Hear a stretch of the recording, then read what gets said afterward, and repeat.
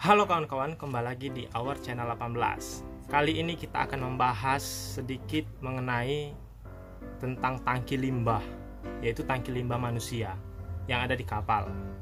Menempuh perjalanan berjam-jam hingga sampai berhari-hari di kapal, pasti kalian wajib ke kamar mandi. Mau ngapain kek, mau buang air kecil, mau buang air besar. Tetapi waktu kalian lagi buang air kecil atau buang air besar, kalian pernah berpikir nggak? Lagi asik-asik buang air besar, buang air kecil. Oh iya, ini limbah saya dibuang kemana ya? Apakah disedot sewaktu di pelabuhan atau dibuang ke laut? Ya, memang dibuang ke laut sih. Tapi ada tapinya nih. Tapi aku minta izin dulu kepada pihak kompas.com ya. Kemarin tuh aku baca-baca, nggak sengaja terbaca aku ya kan. Ada soal bagaimana proses pengolahan limbah di kapal. Jadi aku buat konten. Oke. Beberapa waktu yang lalu, Kompas.com berkesempatan melihat sistem kerja toilet tipe kapal ternak milik PT Pelni.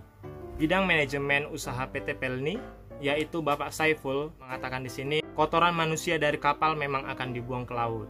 Namun pembuangan tersebut dilakukan setelah melalui sistem pengelolaan limbah yang sesuai standar ditentukan. Jadi untuk tipe kapal ternak ini, ada penampungan limbah dengan ukuran 4x6 meter. Yang bisa menampung sebanyak 32 ton limbah manusia. Banyak ya. Berapa manusia itu? Dan limbah yang ditampung di penampungan itu berupa tinja dan urin. Jadi Pak Saiful juga mengatakan di sini tipe kapal ternak ini kan kecil, berbeda dengan kapal penumpang yang lebih besar. Ukuran dan tempat tangki limbah manusia itu jauh lebih besar dibandingkan dengan kapal ternak ini. Misalnya kapal ternak segini, kapal penumpang ya jauh lebih besar ya kan, jelas. Dan di sini dikatakan penampungan limbah ini tertanam di dasar kapal sehingga tak memungkinkan orang untuk bisa melihatnya. Bapak Saiful juga mengatakan kotoran manusia yang telah ditampung tidak dibuang begitu saja langsung ke laut. Dikarenakan jikalau langsung dibuang ke laut, ikan dan tumbuhan di laut akan mati karena kotoran manusia itu menghasilkan bakteri dan menghasilkan gas serta bau yang busuk. Ngeri kali ya.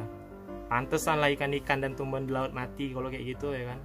Jadi untuk mencegah hal tersebut dan melindungi lingkungan, ada alat yang bernama sewage tank. Mana gambar ini? Nah ini gambarnya.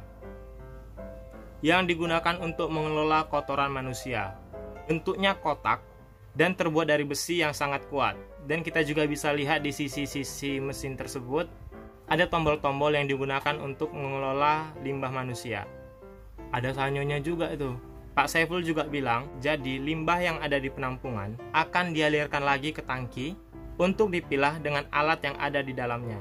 Di dalam alat tersebut, limbah ini akan dicampur dengan chemical dispersion atau bahan-bahan kimia tertentu yang digunakan untuk menguraikan limbah manusia tersebut. Sewaktu nanti akan dibuang ke laut agar mudah dicerna mikroorganisme yang ada di laut. Jadi limbah manusia yang ada di penampungan tadi dialirkan lagi ke tangki untuk dipilah. Dipilah ini mungkin maksudnya ada tisu atau barang-barang yang lain selain kotoran manusia. Lalu diuraikan lagi dengan bahan-bahan kimia tertentu agar terurai, lalu dibuang ke laut dan mudah dicerna oleh mikroorganisme yang ada di laut. Dan limbah manusia tadi yang sudah diproses dengan alat sewage tank nantinya akan berubah bentuk menjadi air yang jernih dan aman untuk lingkungan. Wow, keren ya, proses pengelolaan limbah manusia menjadi air jernih. Pertama dialirkan dulu ke penampungan, lalu dialirkan lagi ke tangki, dipilah-pilah dengan alat yang ada di dalamnya, lalu dicampur dengan bahan-bahan kimia untuk menguraikan kotoran tersebut, lalu menjadi air yang jernih dan ramah lingkungan.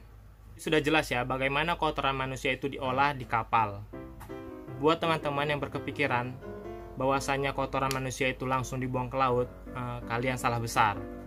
Jadi sekian pembahasan mengenai proses pengelolaan limbah manusia di kapal. Saya harap teman-teman bisa memencet tombol like-nya, share, komen atau request apa saja yang akan saya bahas, dan jangan lupa subscribe. Sampai jumpa di videoku selanjutnya. See you!